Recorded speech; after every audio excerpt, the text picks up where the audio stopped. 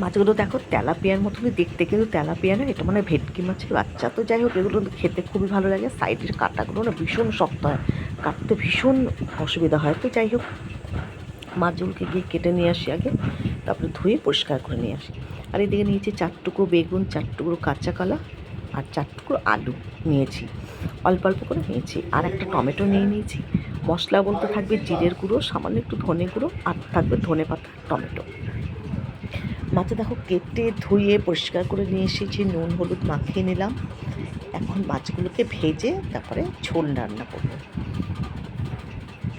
তো ধনে পাতাও নিয়ে নিচ্ছি, তো ধনে পাতা কুচিয়ে নিই, আর টমেটোটাও কেটে নিচ্ছি। কড়াই খুব গরম হয়ে গেছে, ওই কড়াইয়ে তেল দিয়ে মাছগুলোকে আমি আস্তে আস্তে ভেজে নিচ্ছি। দেখো কড়াই থেকে কিন্তু ধোয়া উঠছে তেল থেকে, এবার আমি মাছগুলোকে ভেজে নিচ্ছি। আর এই মাছ কিন্তু দেখবে খেতে কিন্তু খুবই ভালো লাগে। তোমরা এইভাবে খাও, তোমরাই মাছ খেয়ে দেখবে, মাছগুলো কিন্তু ভালো লাগবে। তো যাই হোক, একটু ভাজা হয়ে গেছে, বা মাছগুলোকে উল্টে দিচ্ছি। সব মাছ দেখো ভেজে নিয়েছি। ওই কড়াইয়ের মধ্যে একটু গোটা জিরে ফোড়ন দিলাম, আর একটা শুকনো লঙ্কা ফোড়ন দেবো। শুকনো লঙ্কাটা দেখো ফাটিয়ে দিই। তো যাই হোক, ওই কমতি চারা এটাকে আমি 2 ভাগ করে নিলাম। এবার ওই তেলের মধ্যে আর একটু তেল দিয়ে এবার আলুটা একটু ভেজে নেব। তো আলুটা আগে দিয়ে দিলাম, তারপর এর মধ্যে একটু আমি আরেকটু তেল দেবো, আরেকটু তেল লাগবে। খুব বেশি কিন্তু তেল ব্যবহার করবো না। আর এই মাছটা একটু হালকা পাতলা ঝোল খেতে কিন্তু খুব ভালো লাগে। তো যাই হোক, আলুটা একটু হালকা ভাজা ভাজা করে নিই, তারপর এর মধ্যে দিয়ে দেবো কাঁচাকলা আর বেগুনটা। তার আগে আমি দিয়ে দিচ্ছি টমেটো কুচি করে রেখেছি, টমেটো। তো যাই হোক, এবার একটু ভাজা ভাজা করে নিচ্ছি।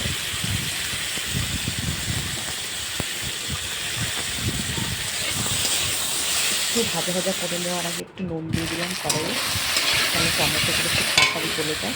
একটা টমেটো প্রায় গলে আসছে। এবার আমি এর মধ্যে দিয়ে দেবো কাঁচাকলা আর বেগুনটা।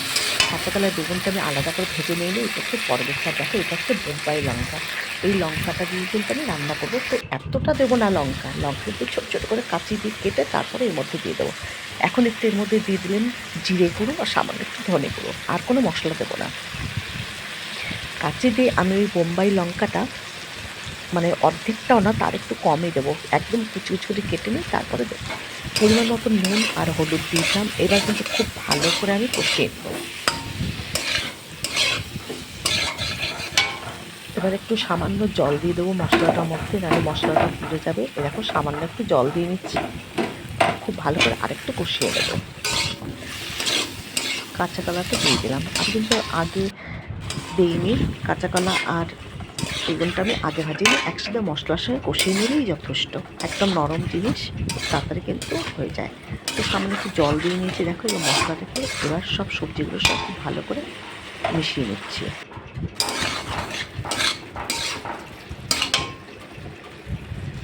এই দেখো, বোম্বাই লঙ্কাটা একটু কুচকুচ করে এগুলো মশলার সঙ্গে এখন মিশিয়ে দেবো। এই লঙ্কা কিন্তু ভীষণ ঝাল হয়, পুরো লঙ্কা যদি ঝোলে দিই না, তাহলে কিন্তু খেতেই পারবো না। তো যাই হোক, কাঁচা কলাটা একটু সাঁতরিয়ে নিয়েছি মশলার সঙ্গে। এবার এই লঙ্কাটা দিয়ে দিচ্ছি, এখন এই বেগুনটা দিয়ে ভালো করে কষিয়ে দিচ্ছি। ভালো করে কষিয়ে নিয়ে পরিমাণ মতন কিন্তু এবার জল দিয়ে দেবো। কষা কিন্তু খুব ভালো করে হয়ে গেছে, এখন এই পরিমাণ মতন জল দিয়ে দিচ্ছি। তার আগে সামান্য একটু আমি কাশ্মীরি লঙ্কার গুঁড়োটা দিচ্ছি, একটু কালার করার জন্য। কারণ আমি লাল লঙ্কাটা কিন্তু ব্যবহার করে দিয়েছি, জাস্ট একটু রঙটা হওয়ার জন্য দিয়ে দিলাম। তো আবার একটু জল দিয়ে ভালো করে নেড়ে চেড়ে দিচ্ছি। দেখো, মশলা খুব সুন্দর কষা হয়ে গেছে। এবার এর মধ্যে পরিমাণ মতন জল দিয়ে দেবো।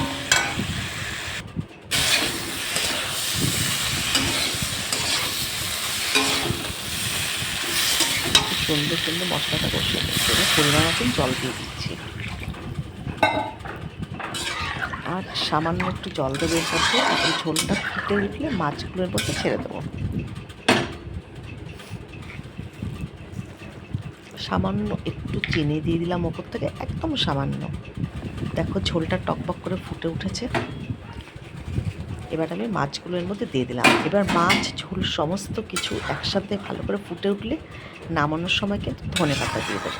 দেখো খুব বেশি কিন্তু আমার ঝোলও দেইনি, জলটা দেখো সব মাছ সবজিগুলো ডুবে গেছে, খুব বেশি কিন্তু দিইনি।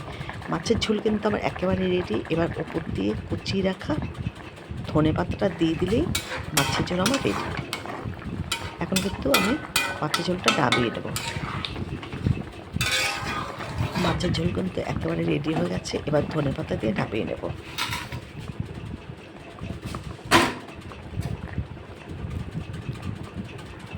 ওপর দিয়ে একটু ধনেপাতা দিয়ে দিলাম, দিয়ে কিছুক্ষণ ঢেকে রেখে দেবো। দেখো খুব বেশি কিন্তু আমার ঝোল হয়নি, মাছের ঝোল একেবারে রেডি। এবার আমি নামিয়ে নিলাম। দেখো দেখতে কত সুন্দর লাগছে, আর খেতেও ভীষণ ভালো লাগে এই মাছের ঝোল কিন্তু একেবারে রেডি, নামিয়ে নিলাম।